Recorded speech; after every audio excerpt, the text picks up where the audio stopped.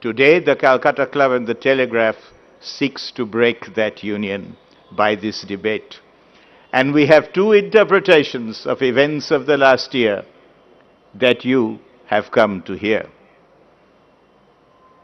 And as we go on, and as things hot up, it gives me great pleasure to introduce and bring to the dais my professional colleague, Dr. Kunal Sarkar, to speak in favor of the motion.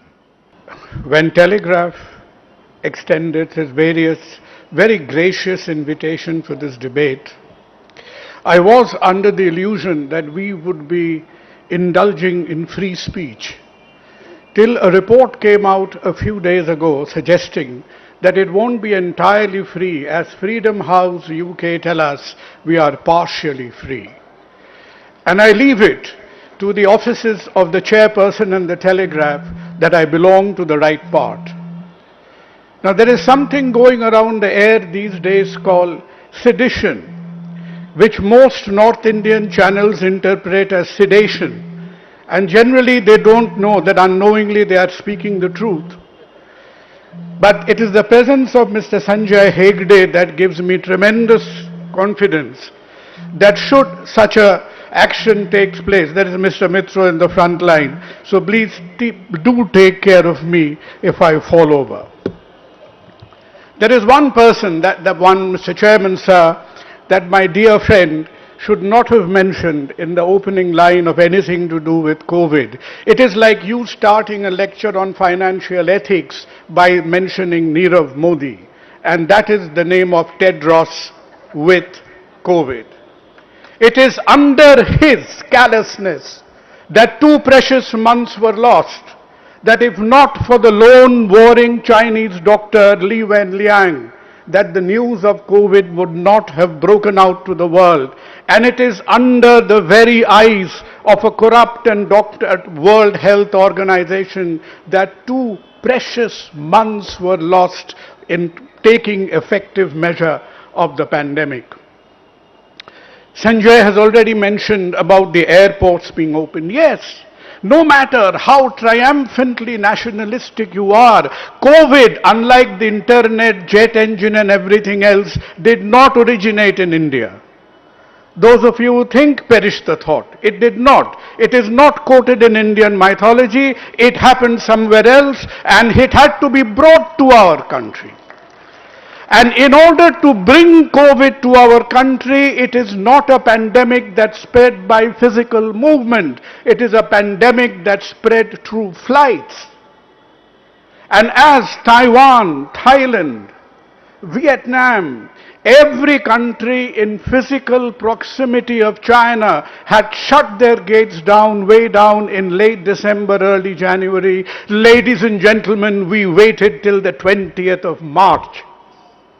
And in the last 7 days that the flights were open, something around 20 to 25 lakh passengers came in from Europe and United States at a time when Europe and United States were running an infectivity rate of around 20%, which meant that we invited in 5 lakh infections only in the last week through the main airports of Mumbai, Delhi. And look, in Bengal we are far-sighted.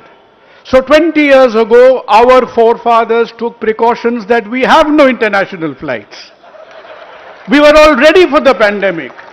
Apart from the few cheap tours to Bangkok or what have you, we had stopped. We were all ready for the fight. But yet, migrant labors and all this introduced the infection to us. And look, even the poor Bengali was not spared. So that is the callousness that brought the infection into our country. And having done that, when Milan was burning, Paris was burning, London was fumbling, in about 24th of March, we decided to go in the lockdown. And when we entered the lockdown, ladies and gentlemen, we had a case count of around 600. About 10 to 11 people had died in India, and we went into the lockdown with the manifest interest that we have to flatten the curve. We are not talking about Hollywood beautiful babes over here. So we wanted to flatten the curve. And 68 days later, when we emerged from the lockdown, we had a 2.5 lakh cases and 7,500 dead. And that is how the curve had expanded. It was looking alluring, but it was a wrong kind of curve that you don't want to look at, ladies and gentlemen. That is where the 68 days lockdown left this country with. The question is why? The question is simply because of the reason, first of all, somebody was under the impression, I don't know who it is, don't quote me for it, somebody was under the impression that this was a general election happening. So we had the entire 3 million square kilometers of India locked down monolithically at once. That is not possible. India is not going to behave as a homogeneous, contiguous entity because the coronavirus may not require a passport or a CAA or an NRC, but it requires time to travel. And this coronavirus came in through the west first, went to the north next, then to the south, and then very reluctantly through the east. So we had no idea what the chronology or the time frame spread of the virus is going to be. We had no granular data from the ground. We had impulsion, we had impulse, we had perceptions, we had bang utensils, 4 hours notice, come on, lockdown, chalega. That is the kind of spirit and knowledge in which the lockdown was maintained. And how did we go to implement this lockdown? The police, everybody worked brilliantly. But it was a law and order exercise.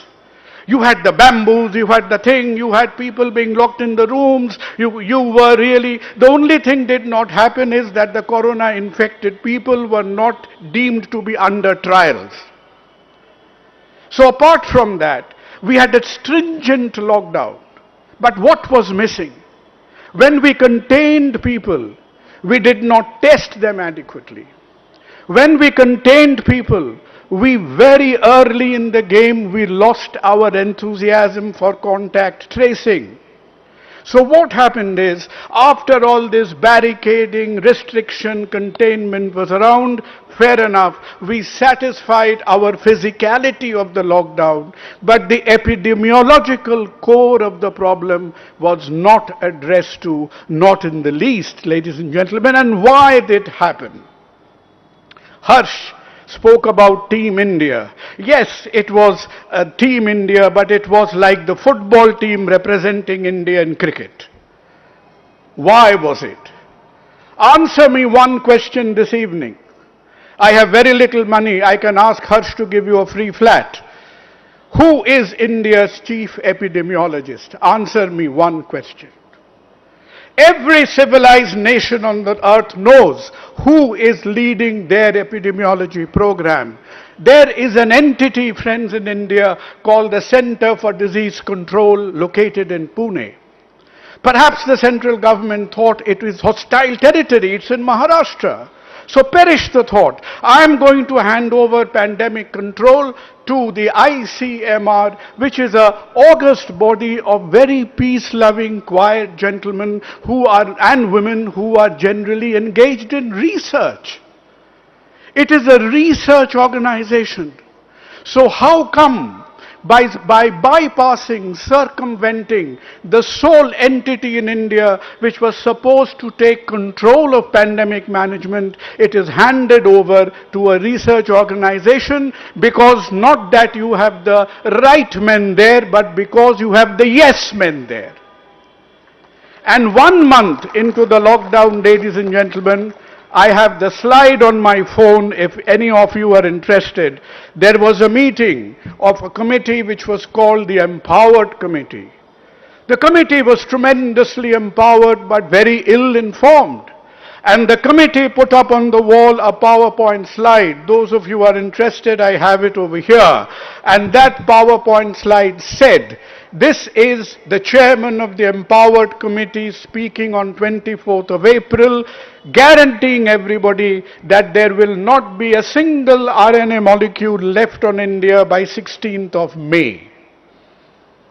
This is the intellectual input that went into the formulation of the lockdown, that we thought by 16th of May it will be done and dusted. And why did this happen? Because this empowered committee was sequentially led by a biomedical person, then by a cardiologist, then by a pediatrician. There wasn't a single field qualified epidemiologist to be seen anywhere at a time when 15 out of the 20 leading epidemiologists of the world were Indians. Water, water everywhere, and not a drop to drink. This is the reason, ladies and gentlemen, that why you had a program which had all enthusiasm, which had all restriction, but if you look at the fundamentals of public health, we faltered. We were supposed to add capacity to healthcare. God Almighty, for somebody who's been starving for 73 years, how do you get marasmic Indian healthcare looking like, the abs of Salman Khan in 60 days' time? Not possible, ladies and gentlemen. And we did not lead because at the very maximum, not a single Indian state even used 50% of its capacity. We were separating hospitals. Bengal had 38,000 beds. We coped with 20,000. The rest 19,000 were never used. India had 40,000 ventilators. The maximum record of the number of people ventilated at any single time did not exceed 10,000. And everybody came in. If you had a lathe machine in your workshop, everybody was on a 9 o'clock news manufacturing ventilators. I was praying that the last person not to manufacture ventilators should be the mobile phone companies, because if you had a ventilator drop out for a few seconds, the results will be rather severe, ladies and gentlemen. So thankfully, the mobile phone operators did not get into the queue for manufacturing ventilators, everybody else did. I break another myth in front of you. I should not be sharing these secrets, saying that India is a young population, that's why we've done so well. Of course we are a young population. The birth rate of India has plateaued a decade earlier. So after your birth rate plateaus, if you continue to be a young population, it means you are a bad healthcare. It means you do not know how to keep the 60 plus alive. That is why you are a young population. So there are people going out painting the town red, saying that we are a young population, that's why we've had low mortality. We may have had relatively less mortality, but do take count of the fact that 65% of India's mortality is under 50 years of age. We have not lost octogenarians. We have lost, friends, people in the prime of their lives. What was COVID, friends? Was it an intrusion of a greedy humanity into the environment? What was COVID, friends? Was it the cynical behavior of some country with a crazy scientist? We do not know. But it has taken 102 years for the next respiratory pandemic to appear. I'm sure the next one may not take another 102 years. But whenever it comes, ladies and gentlemen, remember the countries of Southeast Asia, 5 countries added together do not have a mortality of 200. The countries which are nearest to China have had the best possible outcomes of COVID in terms of cases, disease, mortality, and economic preservation. So India had a lesson to learn. And if not for this time, in the words of my friend, Mr. Sanjay Hegde, when he says, for those people who are one meal away from the starvation, you need to absorb the lessons. You need to listen to the right men and not the yes men. There may be contrarian opinion. You have to have the courage of conviction to stand up to it. Yes, we did it. The question you should ask yourself this evening is that did you emerge from the pandemic because of the policies or in spite of the policies. The question you should feel pride or proud about is 1.5 crore of Kolkata majority stayed indoors during Durga Puja. What US could not do during Thanksgiving, that Europe could not do during Christmas, Calcuttans did during Durga Puja. Feel proud of it because you have done it. Each one of you have done it. Otherwise there would be beds lined up across 5 kilometers either side of the pavement. We owe it to the people of Dharavi, ladies and gentlemen. When the government had run away, the self-help groups of Dharavi came together. And when the country had given up on Dharavi, the people of Belgachia, the people of the slums of Delhi, the slums of Mumbai, they got together. So the government fumbled, but the people triumphed. Kunal, you need to wind up. I will, Shandip, but let the lessons not wind up, because COVID has come to us with very sharp pointers.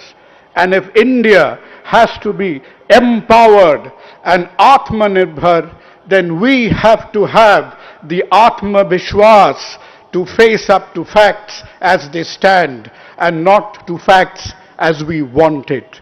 Good evening, ladies and gentlemen. Thank you, Kunal.